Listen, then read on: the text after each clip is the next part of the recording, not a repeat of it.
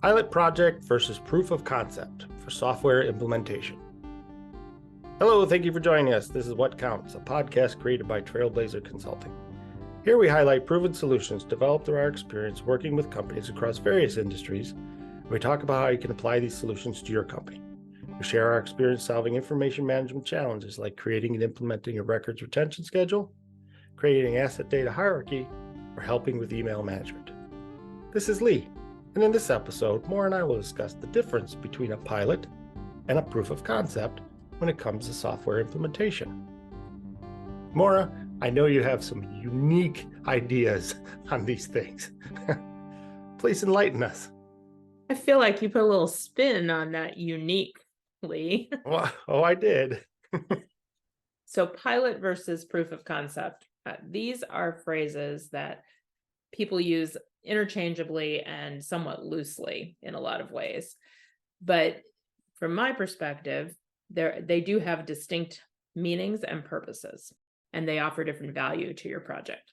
So proof of concept, thinking about those English words, what they mean is you're trying to test out something and say, is this going to work the way we think it's going to work?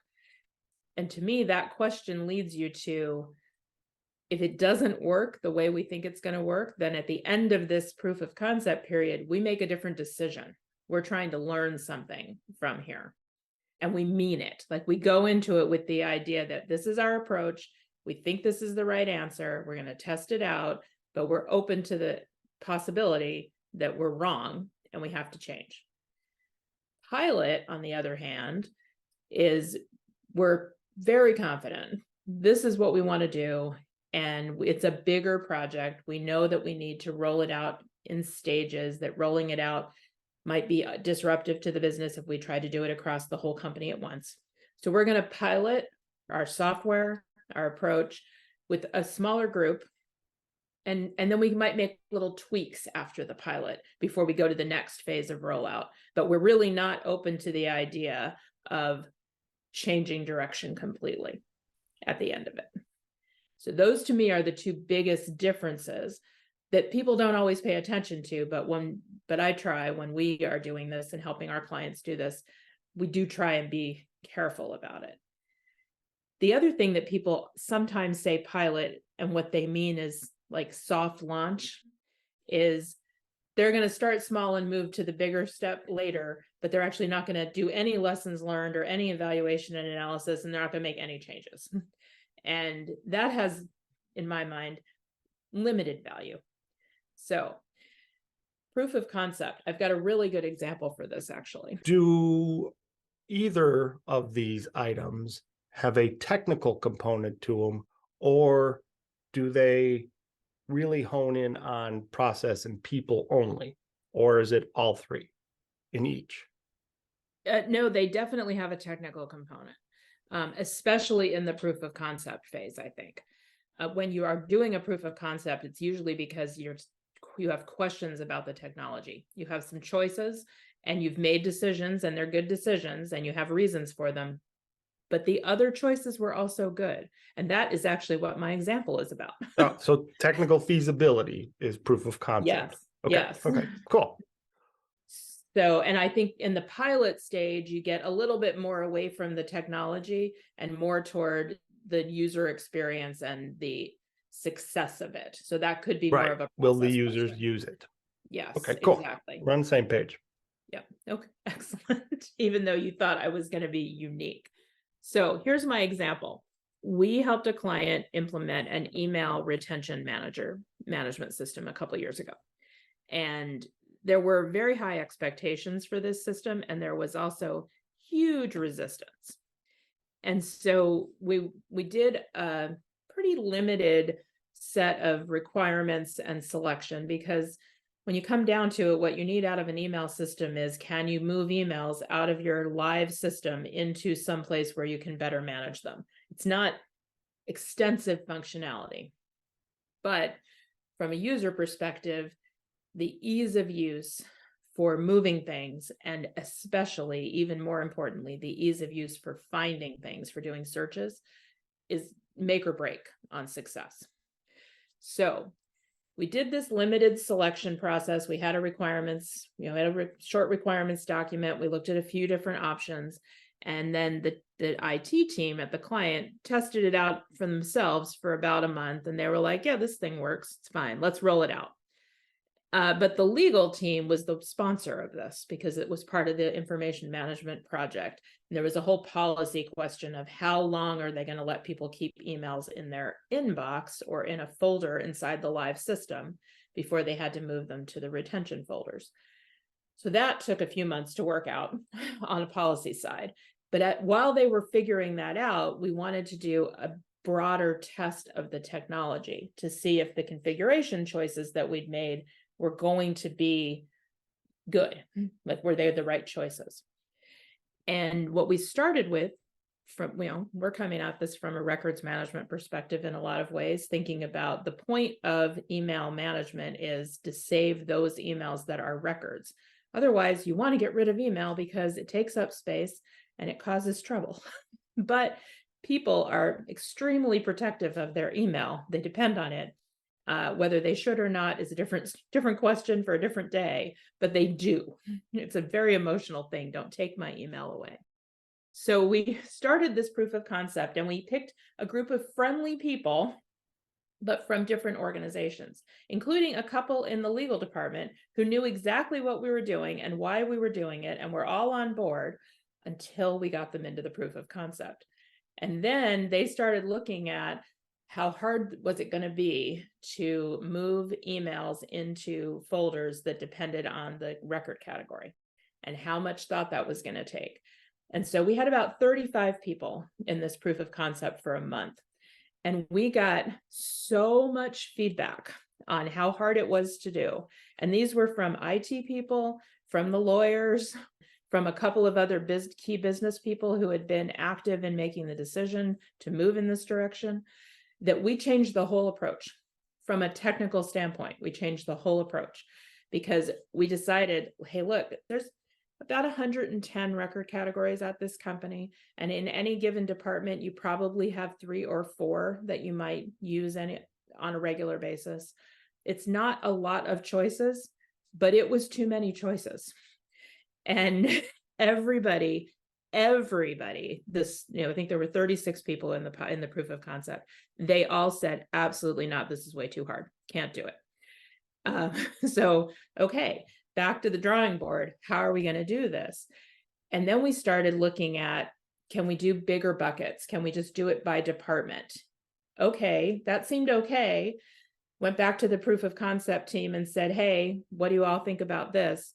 Well, second round of horror was, that's the only word for it. Wait, other people can see my emails? Because by department, everything goes into one big folder. And that meant that your whole department could see your emails. Now, that's because these emails are records. They are records of how your business processes get completed, how decisions get made. They are not your personal thoughts. But again, the emotional interaction, the emotional relationship that people have with email, even when they would look at the sample and be like, oh, yes, that's fine. No, it's okay if everybody sees that I approved that we could pay this invoice. It was a visceral response. Okay. So then we had to, second step after that round of feedback, we actually had to map out by vice president who all the people were in their groups that were going to be in their bucket, in their email retention bucket. And we met with every vice president in the company. We gave them their list. We asked them, was it okay? We asked them if they needed further breakdowns, and then we had to figure out how to do it because we did not want this to be manual. We wanted to use the Active Directory process in the company so you could map people easily into their folders and somebody didn't have to pay attention. This is a fast growing company with thousands of employees. You can't have someone have to track what folder do you go in. So that went okay. And we also had to build an exception process for when somebody wanted to have a smaller group in a folder. So if you needed a smaller group that had limited access, we had a way for you to do that. That proof of concept, that first month when we had people testing it, turned into 2 full months of reworking the approach, the technical approach. How were we configuring the system from the folders perspective, and how were we leveraging the data in the Active Directory records for every employee to put them into the right folder so that we could maintain it. So that proof of concept was hugely valuable, as it turned out. Then we did think about, should we do a pilot? Should we do a small rollout, or should we do it across the whole company? And what we decided was, in this case, no, this needed to be a big bang. Everybody needed to start managing their email immediately. But we also were going to slow roll into it. So we actually had a 6-month break-in process where we gave them first a month where we asked them to look at their PST files and start putting those into folders. And then a month where we asked them to look at inbox folders and start putting those in. And then a month to go through their inbox, sent mail, deleted mail. Because of course, up until now, people had been able to just keep everything they wanted. And there was a time when they were not only allowed to have PST files, but they were encouraged to have PST files because the online system was not working properly. It was not robust enough. If you look back, 6 or 8 years in the world of Outlook, there was a time when if your inbox was too big, things didn't work. And everybody was pushing to PST files for offline storage. So there was a lot of backlog. So we did that. And we also ran training constantly during this 6-month period. This is before we started actually rolling off any emails. That policy question had been decided while we were going through the proof of concept and these reconfigurations to get them to a 6-month roll off, which is still very generous compared to some companies, but a lot of pushback. We ended up running 10 company-wide trainings, going through each step of the process, clean up the PSTs, clean up the inbox, clean up the folders, get ready for the roll-off, how to manage the roll-off, how to be aware that roll-off was coming. 10 of those company-wide and another 35 for small groups, individual departments or smaller groups within a department, as well as a constant string of questions coming into the service desk or getting phone calls. So the entire 6 months was about the people side of it. So that's where you got to. Our pilot wasn't small group to big group, but it was kind of phasing in, getting people ready for, yep, your email is going to start rolling off. So the proof of concept really helped us on the way. The pilot reinforced the need to make this change. And then a year later, we started looking at what were people doing and realized that some groups had totally taken to this idea and were putting a lot of emails into the folders. Some were not. So now we're actually looking at refresher training. We're going for micro training, micro bursts of training, about 15 minutes at a shot, to just highlight one thing that people need to remember. So it's a journey, but it all started with that proof of concept. That was an excellent example. We can use that over and over again. I mean, you got records management in there, you got pilot, you got proof of concept, you got rollout, ways and means that you went through a number of different things there. You got exceptions that you had to deal with, retention, security, monitoring, and compliance. I mean, there's all kinds of examples that we could use that particular example for. Excellent. It was email is at the heart of how people are managing business today and how people are exchanging information today. And so trying to do an email management project gives you all kinds of opportunities to test things out and make things better. We're good for today? I think that's good for today. Okay, so if you have any questions, please send us an email at info@trailblazer.us.com or look us up on the web at www.trailblazer.us.com. Thank you for listening, and please tune into our next episode. Also, if you like this episode, please be a champion, share it with people in your social media network. As always, we appreciate you, the listeners. Special thanks goes to Jason Blake, who created our music. Thanks, everyone. See you soon.